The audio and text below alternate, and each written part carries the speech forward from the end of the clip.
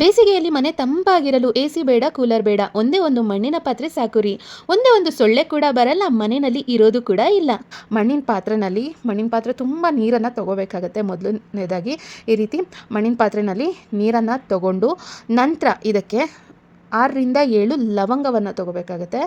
ಲವಂಗದ ಜೊತೆಗೆ 4 ಅಥವಾ 5 ಕರ್ಪೂರವನ್ನು ತಗೋಬೇಕಾಗತ್ತೆ. ಲವಂಗ, ಕರ್ಪೂರ ಇದೆರಡನ್ನು ತಗೊಂಡು ಇದೆರಡನ್ನು ಜೊತೆಯಾಗಿ ಸೇರಿಸಿ ಚೆನ್ನಾಗಿ ನುಣ್ಣಗೆ ಕುಟ್ಬಿಟ್ಟು ಇದನ್ನು ಪೌಡ್ರ್ ಮಾಡ್ಕೋಬೇಕಾಗತ್ತೆ. ಪೌಡರ್ನ ಮಾಡಿಕೊಂಡು ಆ ಒಂದು ಪುಡಿಯನ್ನು ನಾವು ಮಣ್ಣಿನ ಪಾತ್ರೆಯಲ್ಲಿ ನೀರು ತೊಗೊಂಡಿರ್ತೀವಲ್ಲ, ಆ ನೀರಿನ ಜೊತೆಗೆ ಹಾಕಬೇಕಾಗತ್ತೆ. ನಾವಿಲ್ಲಿ ಬಳಸಿರೋಂಥದ್ದು ಲವಂಗ ಮತ್ತು ಕರ್ಪೂರ. ಇದರ ಘಮ ಅನ್ನೋದು ತುಂಬಾ ಸ್ಟ್ರಾಂಗ್ ಆಗಿರುತ್ತೆ. ಈ ನೀರಿನ ಜೊತೆ ಇದನ್ನು ಹಾಕೋದ್ರಿಂದ ಇಡೀ ಮನೆಯಲ್ಲೆಲ್ಲ ಒಂದೊಳ್ಳೆ ಸುಗಂಧ ಅನ್ನೋದು ಬೀರ್ತಾ ಇರುತ್ತೆ.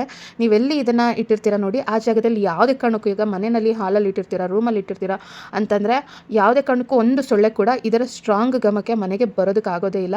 ಮತ್ತು ಫ್ಯಾನ್ ಕೆಳಗಡೆ, ಇನ್ನೇನು ಬೇಸಿಗೆ ಶುರು ಆಗಿದೆ, ತುಂಬಾ ಸೆಕೆ, ಫ್ಯಾನ್ ಕೆಳಗಡೆ ಈ ರೀತಿ ಮಣ್ಣಿನ ಪಾತ್ರೆಯಲ್ಲಿ ನೀವು ನೀರನ್ನು ಹಾಕಿ ಇಡೋದ್ರಿಂದ ಅಥವಾ ರೂಮಲ್ಲಿ ಒಂದು ಜಾಗದಲ್ಲಿ ಇಡೋದ್ರಿಂದ ಇಡೀ ವಾತಾವರಣದಲ್ಲಿರುವಂಥ ಉಷ್ಣಾಂಶದೆಲ್ಲ ಈ ನೀರು ಹೀರ್ಕೊಳ್ಳುತ್ತೆ. ಮಣ್ಣಿನ ಪಾತ್ರೆ ಆಗಿರೋದ್ರಿಂದ ತುಂಬ ಚೆನ್ನಾಗಿ ಹೀಟನ್ನೆಲ್ಲ ಹೇಳ್ಕೊಳ್ಳುತ್ತೆ. ಇಡೀ ರೂಮಿನ ವಾತಾವರಣ ಕೂಲಾಗಿ ಇಡೋದಕ್ಕೆ ಇದು ತುಂಬಾ ಸಹಾಯಕಾರಿಯಾಗುತ್ತೆ. ನೀವು ಖಂಡಿತ ಈ ಒಂದು ಟಿಪ್ಪನ್ನು ಟ್ರೈ ಮಾಡಿ ನೋಡಿ, ಎಷ್ಟು ಚೆನ್ನಾಗಿ ರಿಸಲ್ಟ್ ಕೊಡುತ್ತೆ ಅಂದರೆ. ಮನೆಗೆ ಎಸಿ ಬೇಡ, ಕೂಲರ್ ಬೇಡ, ಫ್ರಿಜ್ ಕೂಡ ಬೇಡ, ಒಂದು ಮಣ್ಣಿನ ಪಾತ್ರೆ ಇದ್ದರೆ ಸಾಕು, ಇಡೀ ದಿನ ಮನೆ ತಂಪಾಗಿರುತ್ತೆ, ಘಮ ಘಮ ಅಂತಿರುತ್ತೆ. ಸೊಳ್ಳೆಗಳ ಕಾಟ ಕೂಡ ಖಂಡಿತ ಇರೋದಿಲ್ಲ.